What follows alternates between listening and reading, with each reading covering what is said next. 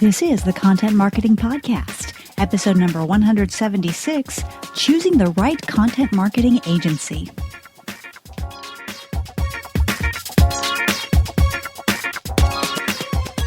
Hello and welcome to the Content Marketing Podcast. This is the show where we help you attract and retain business through the power of quality content. I'm your host, Rachel Parker of Resonance Content Marketing, and today is May 26th, 2016. Hello, or as we say in Texas, howdy, and thank you for joining us for today's episode of the Content Marketing Podcast. Just a reminder, this podcast is available on iTunes, Stitcher, SoundCloud, and now Google Play Music. So if you like what you hear, please feel free to click over and subscribe so you can get every single episode delivered directly to your happy little ears. I also want to invite you to subscribe to our weekly tip emails. Yes, every Friday, we send out a quick content marketing tip that also includes links to our weekly video and the weekly blog post in addition to the podcast. Can't keep my content straight. To subscribe, just go to resonancetips.com. We would love to have you in our community. Last week, we turned our attention to writing, and our special guest, author and content marketing expert Eric Deckers shared some secrets that we can borrow from fiction writers in creating our own content. If you happen to miss that episode, feel free to check it out on iTunes or Stitcher or via the RSS feed. Today we are wrapping up our month-long series on avoiding bad agency syndrome, also known as BAS, with some advice on how to pick the right content marketing agency. But first, it's time to check in with our news feed for this week's rundown of news you can use. Every year around this time, it's always a pleasure to see Social Media Examiner releasing its latest social media marketing industry report. This is a comprehensive report that they do every year. They interview more than 5,000 marketers to reveal where they are focusing their social media efforts. It is available as a free download, and I will provide the link in the blog post for this episode. Or you can go to socialmediaexaminer.com and it will be featured quite prominently. The report also shows you which social tactics are being found to be most effective and how content plays a role in social media marketing.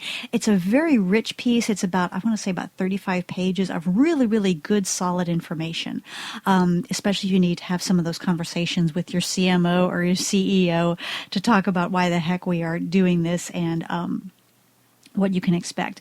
Also, a few key findings from the report that I wanted to share. 60% of marketers say they are using video in their marketing, and 73% plan on increasing their use of video. So video is it is catching on. It's more than caught on. It's the way to go, folks. So if you're not doing it, it's time to get on the bandwagon. Also, remember, I keep telling you to keep an eye on Snapchat. Currently, only 5% of marketers are using Snapchat, but 16% plan on increasing their Snapchat activities. And a lot of the comments I hear about Snapchat, it's just for teenagers, it's stupid, why would anyone do that, are the same darn comments I was hearing about Facebook 6 or 7 years ago. So keep your eye on Snapchat. And then another key finding from the report, when asked to select their most important platform, 55% of marketers chose Facebook, followed by LinkedIn at a distant 18%. Now, I don't know what the mix between B2B and B2C was in that sampling. So overall, yes, Facebook is still king, but I'll be willing to bet that among B2B marketers, the smart ones anyway, LinkedIn has a much higher percentage of being the most important platform.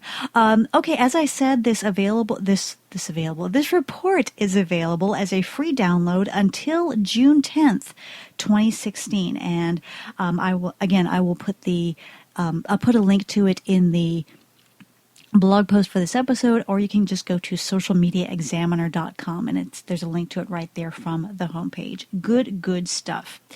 Okay, some news out of Facebook. As you know, Facebook Live, man, that is the hot ticket these days. And Facebook is improving that user experience by introducing an interactive map that shows you streams that you can tune into real time from all over the world. And you can also, from a publisher standpoint, from a broadcaster standpoint, you can see who's watching the video that you've selected. And Facebook is clearly borrowing a page from Periscope's playbook. This is something that Periscope has offered for a while. The feature is gradually rolling out worldwide. No word quite yet on when it will be available to all users, but I'm sure we will get there at some point. Okay, our content hit of the week. Okay, so you may have seen a viral video. In fact, it's pretty much the first truly viral video to come out of Facebook Live. And today's content hit of the week is an article about that. It's called Why Chewbacca and Candace Payne Were Destined for Stardom and the Real Content Marketing Takeaways Behind the Success. Ooh, that's a mouthful. This was by Will Fleiss over on the Outbrain blog. Again, he's talking about the first truly viral video from Facebook Live. And if you haven't seen it, if you go to the web and if you go to Google and type in Chewbacca mask video, it will come up many, many times. What happened was a woman named Candace Payne, she had bought a Chewbacca mask at Kohl's. Now, for our international audience, Kohl's is a retailer, department store here in the U.S. And she did a Facebook Live video from her car where she opened up her mask and tried it on. And it's a special mask because whenever you open your mouth, it makes the Chewbacca noise, like, oh. And she was just having the best time with this Chewbacca mask. She was just bursting out in this infectious laughter and talking about how this was hers. You know, she was going to let the kids play with it, but this was her treat for herself. And she was just having a ball there in her car, giggling hysterically over this Chewbacca mask. Well, the video racked up more than 130 million views in under 3 days. Tremendous viral success. And Kohl's, being the savvy retailer that they are, they jumped right on it. And what they did is they took their video team, showed up at her house with a slew of Star Wars merchandise, including, yes, Chewbacca masks for the whole family, and gift cards and rewards points. They just showered her with stuff. And they said, we just want to thank you for being a loyal Kohl's shopper. And really, so what Will did, getting back to this blog post from Outbrain, what the author did is he took the opportunity to examine the phenomenon of this Chewbacca mask video and to draw some very valuable lessons for us content marketers. It is a very fine post, and I will share the link to it in the blog post for this episode. That's it for this week's update. If you stumble across something you think might be of interest to your fellow content marketers, please tweet it to me at Resonance, CONT, Resonance Content with the ENT lopped off, so that we can share. Now it's time for this week's Spotlight segment, choosing the right content marketing agency. You know, as I was working on the show notes for today's episode, I realized I have not given you an update on the book lately. If you missed that announcement, I am publishing a book. It will come out probably in July of this year. That's when we will release, but there will be a pre-order period preceding that. I do have a title, but you know what? I'm going to hold out on you. I'm going to hold off on sharing it until I have some cover art to show you, because it's kind of a holistic experience. So stay tuned for that. And I only mention this because in today's podcast, I'm actually giving you a sneak peek of some of the content from the book, due out in July. Stay tuned. Okay, so all this month, when we haven't been interviewing just outstanding guests talking about storytelling, we've been talking about bad agency syndrome, the dreaded BAS, and how to avoid it. And this was inspired by several clients who came to me after having had bad experiences with other content marketing agencies. And we've actually talked about how some of the warning signs of BAS and what alerts you might be getting that you might be in a BAS type situation.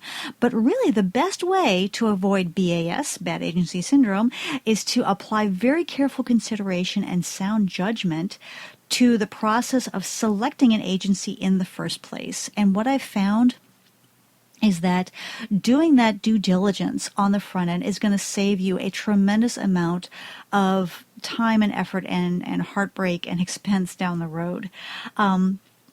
Because really when agencies are trying to get their business, man, they are going to haul out the Las Vegas show. You know, they are going to put on a show for you, and they're going to trot out the names of their biggest clients. They're going to show you their most brilliant content. They're going to try to come across as the greatest thing since cherry Twizzlers. And it's really easy to become kind of dazzled by this slick presentation because, you know, they're marketers. Slick is what they do, right? But really the key to selecting the right agency is to do your homework. It's going to involve some work on your end.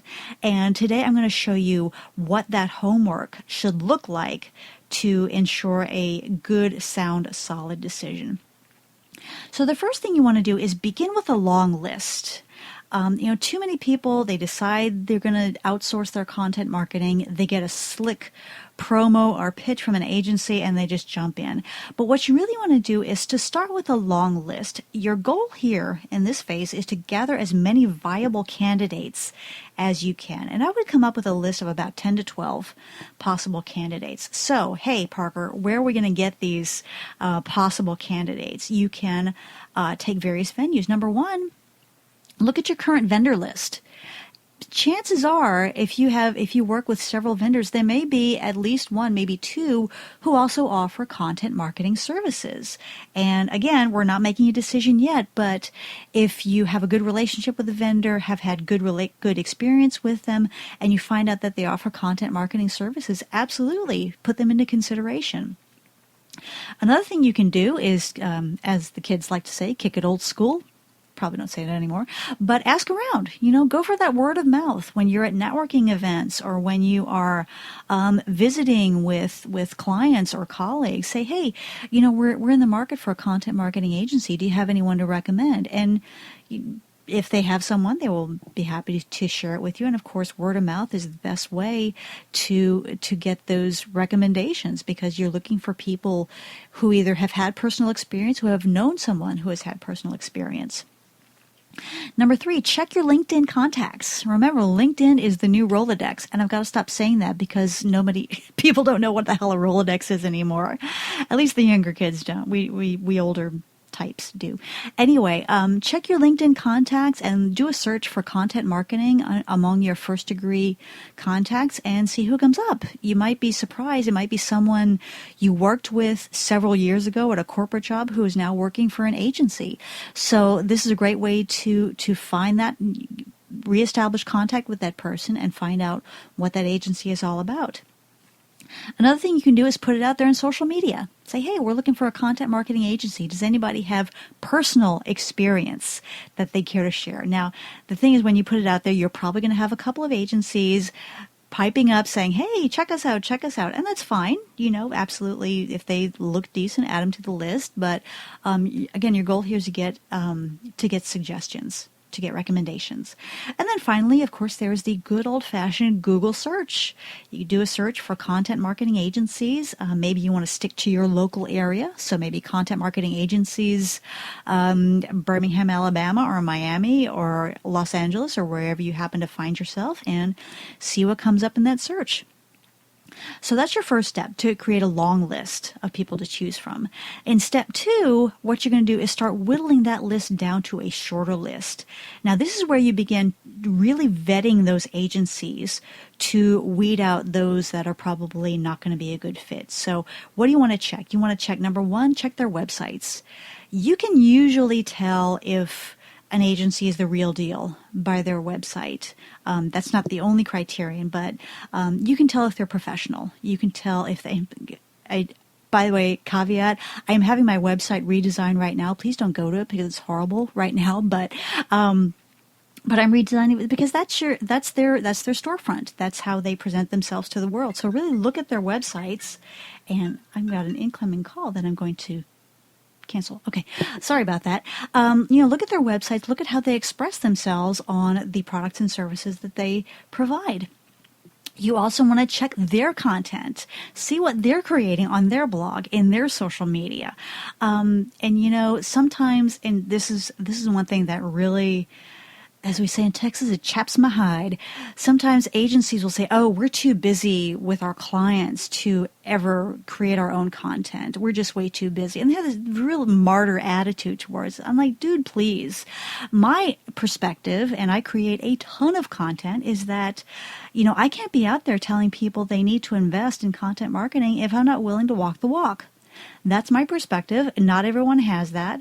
But, if I were looking for an agency, I would want to see someone who is walking the walk, who is blogging on a consistent basis, who is posting regularly on social media, who offers things like podcasts and videos.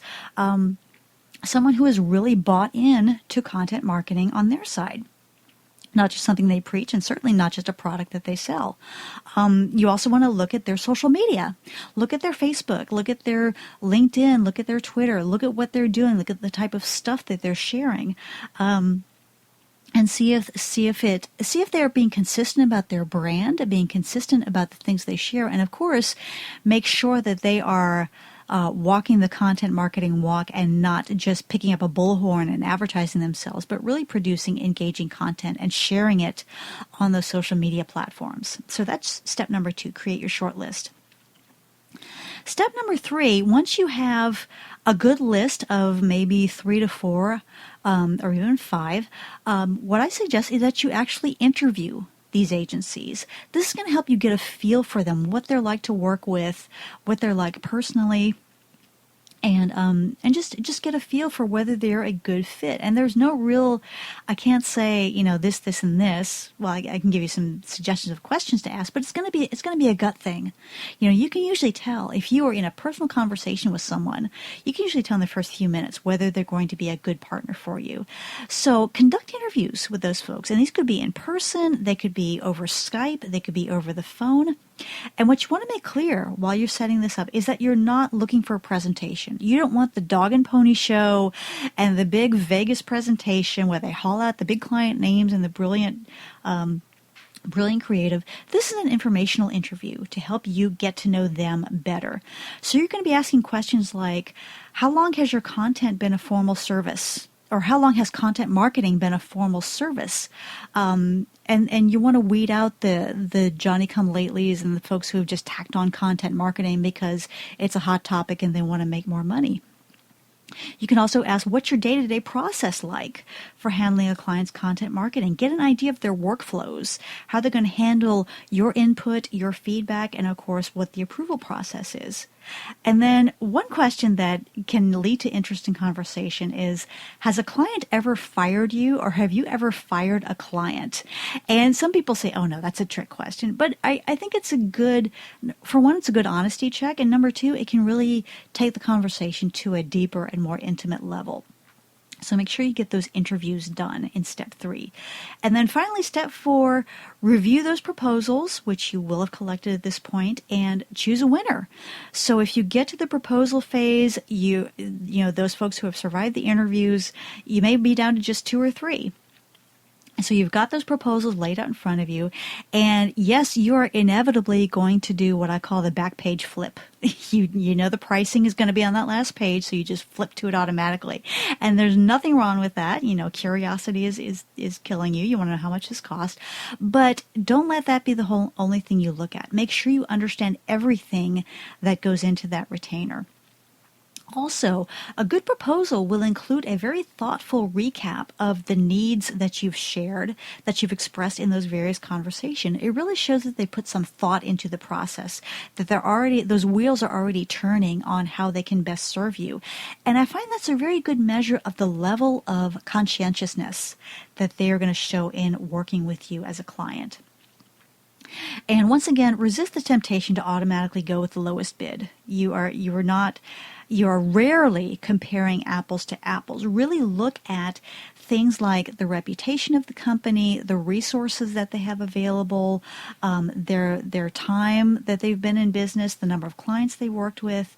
And again, there's going to be some gut feeling as you review these proposals, figure out which one is going to be the best fit for you. As for resonance, I am proud when I tell people, hey, if you're doing an RFP, I will tell you right now, we are not going to be the lowest bid. And if we are, then we're bidding too low, because Resonance is a premium brand. Now, we're not up there with the big agencies with their pricing, but our pricing is commensurate with the value that we offer. And I, again, very proud of the fact that we are not going to be the lowest bid. And once I tell them that, I ask them if they still want a proposal from us. They usually do, and then they wind up going with the lowest bid. And when it comes to price and going with that lowest price, I am reminded of an expression that a lovely Croatian friend of mine once shared. She said, there's an expression in Croatia that's translated, "You're not rich enough to buy cheap." And I love that. And the idea is, you go cheap, you buy something with anything, not just an agency, but it doesn't work, or it breaks, or it just falls apart on you, and then you need to buy the more expensive item anyway. So you're paying twice for the same thing. And she's an interior designer, so she kind of thinks along the lines of furnishings and things like that. But it really falls in line with what we're talking about with bad agency syndrome. A lot of people go automatically with the cheapest option. They don't get the good service, and now they're having the pain of having to terminate the relationship with that agency and do the process over again and find a new one. And I do not want that to happen to you. So that is my very broad take on how to avoid BAS, bad agency syndrome, by making sure you choose the right content marketing agency. If you have any questions or you want to add to the conversation, I would love to hear from you. And the best way to reach me is through the website resonancecontent.com. Now it's time for our content marketing tip of the week. For today's tip, I want to talk about keeping your ears open, or your eyes and ears open. And I was thinking about this Chewbacca mask video that we talked about a few minutes ago. The beauty of that video is its total spontaneity. This woman, she bought something she was really excited about. She couldn't even wait to get it home. She opened it in her car and just shared this tremendous experience of opening a purchase that brought her so much joy and so much laughter. And that would not have worked as part of a campaign. If Kohl's had done something like, hey, post a Facebook Live video of yourself opening your latest Kohl's purchase and blah, blah, blah, it wouldn't have been nearly effective. But here's the thing. Candace Payne did not tag Kohl's anywhere in her post. She just put up this video, and it went viral. And I'm guessing, I don't know for sure, but I'm guessing the way Kohl's found out about it is that their social team has their finger on the pulse of what is hot in social media. And it came across their radar naturally. And they said, hey, we need to jump on this because this woman is out there sharing this wonderful experience with something she just bought at Kohl's. So as content marketers, we need to be doing the same thing. We need to be going beyond just checking for those Twitter mentions and those Facebook mentions. We need to be keeping our eyes and ears open and not just looking for those formal mentions, but really keeping an eye on what is out there. We need to stay current on what's going on, what's popular, or in the case of the Chewbacca mask video, what is breaking the internet. And we need to be ready to capitalize on those opportunities at a moment's notice, so that we can reap the greatest possible benefit from them. Okay, campers, that's it for me today. I hope you've enjoyed this episode of the Content Marketing Podcast. If you like what you've heard, please feel free to subscribe on iTunes or Stitcher or SoundCloud or Google Play Music or via our RSS feed. And if you really like what you've heard, please leave us a quick review on iTunes. I would so appreciate it. Also, remember to sign up for our weekly tip emails at resonancetips.com. As always, I'd like to leave you with a quote, and today's comes from Robert Rose, Chief Strategy Officer of the Content Marketing Institute. He once said, quote, "Marketing is telling the world you're a rock star. Content marketing is showing the world that you are one." Again, this is Rachel Parker with Resonance Content Marketing. Thank you again for listening, and we will see you again next week. Take care.